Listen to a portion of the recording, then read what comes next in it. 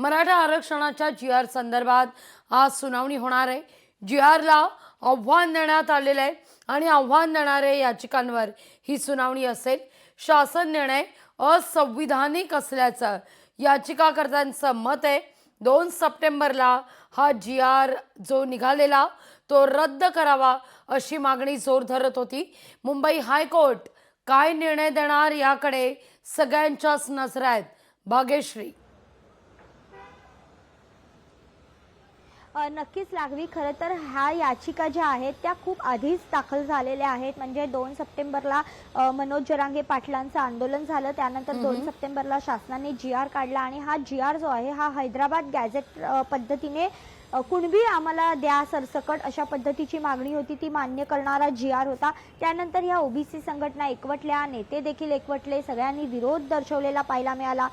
त्यासाठी उपसमिती देखील ओबीसीची सरकारने स्थापन केली। मात्र या सगळ्यानंतर देखील अनेक जण जे आहेत ते न्यायालयाची वाट त्यांनी धरलेली पाहायला मिळाली। मागच्या तारखेला जर बघितलं तर रेवती मोहिते डेरे यांच्याकडे ही केस लागलेली होती। मात्र त्यावेळेला ही सुनावणी करण्यास रेवती मोहिते डेरे या न्यायमूर्तींनी नकार दिलेला होता।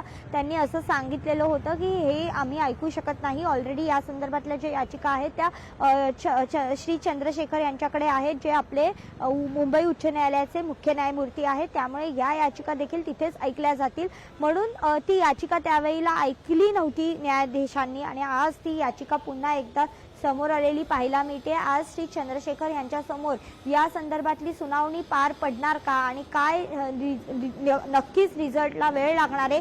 आज लगेच रिझल्ट येणार अपेक्षित नाहीये, मात्र सुनावणी ऐकणार का, कारण मागच्या वेळी सुनावणी ऐकलीच गेली नव्हती, तर निदान ती सुनावणी ऐकण्याची सुरुवात होणार का हे बघणं आजच्या दृष्टीने खूप महत्त्वाचं आहे। लागवी, अगदी भाग्यश्री, तुर्तास धन्यवाद तुम्ही दिलेल्या सविस्तर माहिती करता।